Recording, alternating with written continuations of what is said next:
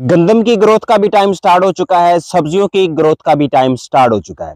अपनी जमीन के अंदर पंजे गाड़ना शुरू कर दिए हैं। अब उनको खुराक की जरूरत है, अब उनको पेस्टिसाइड की जरूरत है, फंजीसाइड की जरूरत है और फर्टिलाइजर की जरूरत है। अब हमारा ध्यान जो है वो बाजारों की तरफ हो चुका है। अब हम बाजार से फंजीसाइड, पेस्टिसाइड वगैरह ला ला कर अब हम अपनी जमीन में डालेंगे ताकि वो हमारी फसल जो है वो तेजी से ग्रोथ करे। लेकिन मेरे भाइयों, आपने हमारा चैनल सब्सक्राइब ही किस लिए करके रखा हुआ? इसीलिए तो करके रखा है कि हम आपको अल्टरनेटिव बताएं और बेहतर तरीका बताएं आपकी फार्मिंग के लिए, जिससे आप अपनी फार्मिंग को मजीद बेहतर कर सकें। जब हमारी फसल जर्मिनेट हो जाती है और वो उगना स्टार्ट हो जाती है तो उनको जरूरत होती है पेस्टिसाइड, फंजीसाइड की, तो हम बाजार से जाके खरीदते हैं और हम ला कर देते हैं क्योंकि भाई उनकी वो जरूरत है। लेकिन आज की वीडियो में मैं आपको बताऊंगा कि लस्सी के जरिए से हम bio fertiliser, bio pesticide, bio fungicide किस तरह से तैयार कर सकते हैं। सबसे पहले तो बात कर लेते हैं कि हम बाजार से आने वाली अद्वियात जो हैं वो क्यों ना इस्तेमाल करें और क्यों हम लस्सी ही इस्तेमाल करें अपनी फसल के अंदर।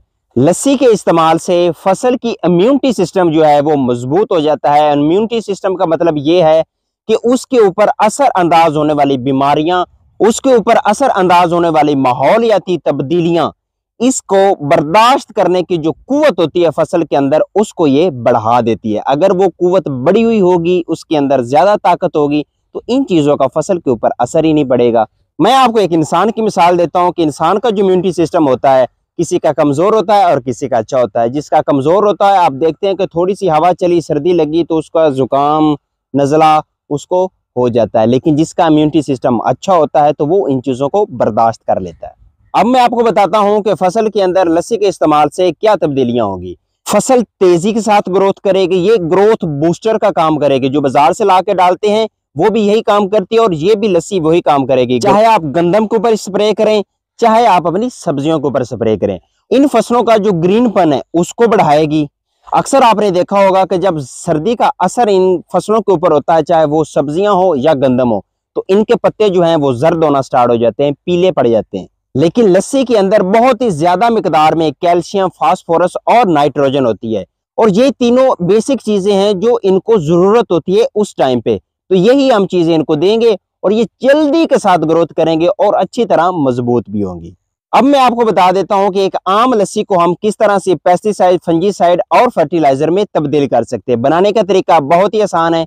ये है मेरे हाथ में लस्सी, आपने भी लस्सी ले लेनी है। अगर आप 1 एकड़ के लिए इस्तेमाल कर रहे हैं तो आपने कम से कम 6 लीटर लस्सी लेनी है। आप 7 से 8 लीटर भी ले सकते हैं। अगर ताजी लस्सी होगी तो फिर भी चल जाएगी, लेकिन बेस्ट यही रहेगा कि अगर आपको पुरानी लस्सी मिल जाती है या आप लस्सी ले लें और उसको 7-8 दिन के लिए रख लें, तो वो पुरानी हो जाएगी। जाहिर बात है, हमने जब इसका प्रोसेस करना है तो हमने इसको खट्टा करना है। अगर वो पुरानी जो होगी लस्सी वो ऑलरेडी खट्टी होगी तो उसका प्रोसेस तेज होगा। 6 लीटर लस्सी होगी, उसके अंदर आपने थोड़ा सा तांबा डाल देना है। मैंने पहले भी लस्सी के ऊपर एक वीडियो बनाई थी, शॉर्ट वीडियो, तो लोगों ने बहुत से कमेंट्स किए थे कि भाई तांबे की मिकदार कितनी डालनी है, तो उनको भी जवाब मिल जाएगा इसी वीडियो में से। आपने तांबा लेना है 100 से 150 या 200 ग्राम, आपने तांबा उसके अंदर डाल देना और आपने 7 दिन के लिए उसको छोड़ देना है। 7 दिन के बाद आपने छान लेना है, पुन लेना है। उसमें से आपने आधा लीटर लस्सी लेनी है और 20 लीटर वाली टैंकी के अंदर आपने डालकर स्प्रे करनी है। चाहे आप गंदम के ऊपर स्प्रे कर रहे हैं, चाहे आप अपनी सब्जियों के ऊपर स्प्रे कर रहे हैं या अपनी किसी भी फ्रूट वाले प्लांट के ऊपर आप स्प्रे कर रहे हैं, तो बहुत ही अच्छे रिजल्ट आपको मिलेंगे।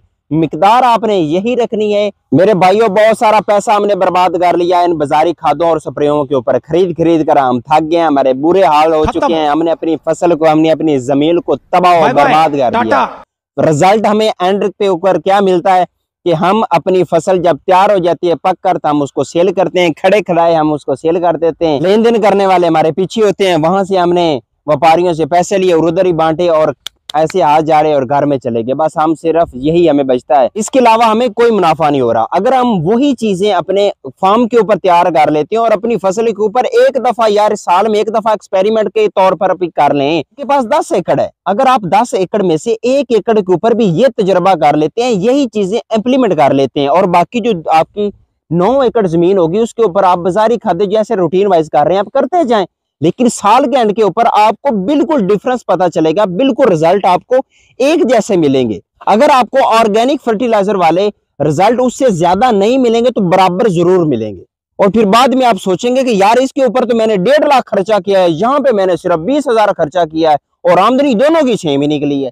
तो उम्मीद करता हूँ आपको आज की वीडियो बहुत ही पसंद आई होगी, बहुत ही इंपॉर्टेंट वीडियो। आप इसका लिंक दूसरे दोस्तों के साथ भी लाजमी शेयर कीजिएगा। हो सकता है कि आपके एक शेयर करने से दूसरे किसानों का फायदा हो जाए। तो मैं था आपका होस्ट राय मुजाहिद विकास और आप देख रहे थे एटीसी ऑर्गेनिक यूट्यूब चैनल।